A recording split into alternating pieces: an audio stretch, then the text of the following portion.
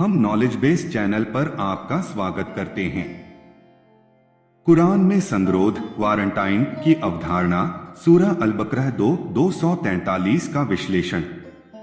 कुरान इस्लाम की दिव्य ग्रंथ के रूप में जीवन के विभिन्न पहलुओं, स्वास्थ्य, सामुदायिक कल्याण और संकट प्रबंधन में मार्गदर्शन प्रदान करता है।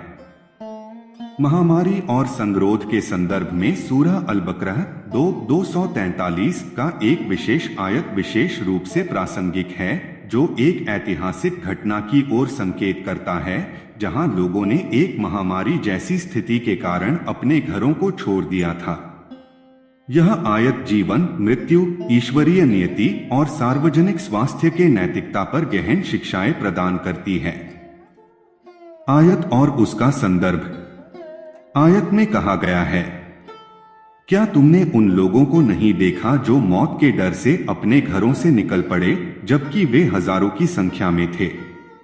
अल्लाह ने उनसे कहा, मर जाओ, फिर उन्हें जीवित कर दिया। निस्संदेह अल्लाह लोगों पर बड़ा अनुग्रह करने वाला है, परंतु अधिकांश लोग कृतघ्न हैं। कुरान 2:243।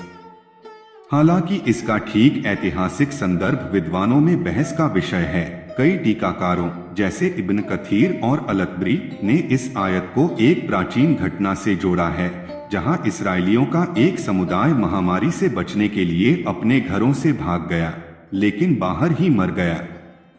कुछ व्याख्याओं के अनुसार अल्लाह ने बाद में उन्हें जीवित कर दिया, जो जीवन और मृत्यु पर उसके अधिकार का प्रतीक है।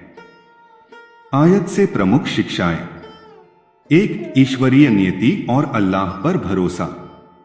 यह आयत इस सिद्धांत को रेखांकित करती है कि मृत्यु अंततः अल्लाह के हाथ में है। महामारी से भागना सुरक्षा की गारंटी नहीं देता यदि यह ईश्वरीय इच्छा के विरुद्ध हो।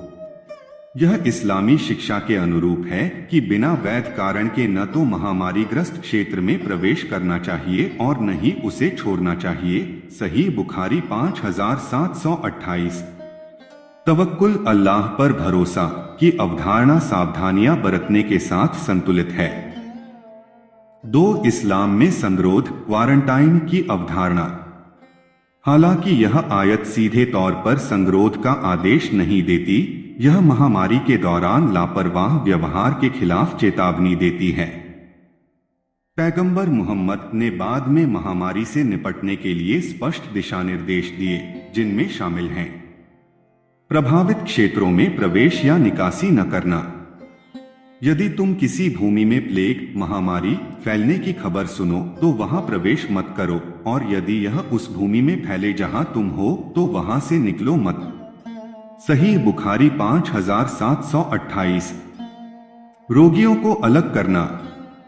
पैगंबर ने निर्देश दिया, कोढ़ी से उसी तरह भागो जैसे तुम शेर से भागते हो। सही बुखारी 5707।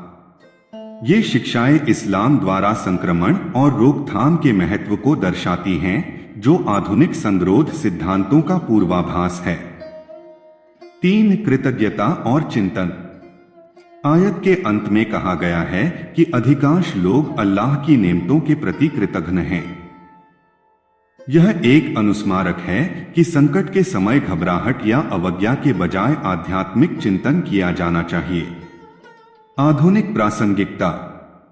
कोविड-19 जैसी वैश्विक महामारियों के दौर में यह आयत और संबंधित हदीसें निम्नलिखित बातों के महत्व को रेखांकित करती हैं। चिकित्सा दिशानिर्देशों का पालन। इस्लाम उपचार लेने और स्वास्थ्य सलाह मानने को प्रोत्साहित करता है। ईमान और सावधानी का संतुलन। मुसलमान ईश्वरीय नियति में विश्वास रखते हैं, लेकिन व्यावहारिक उपाय करने का भी निर्देश दिया गया है।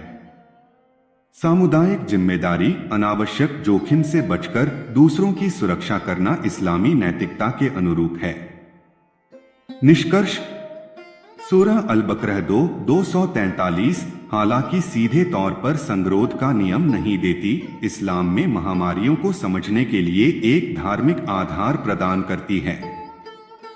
यह सिखाती है कि जीवन और मृत्यु अल्लाह के हाथ में है, लेकिन मनुष्यों को जिम्मेदारी से कार्य करना चाहिए।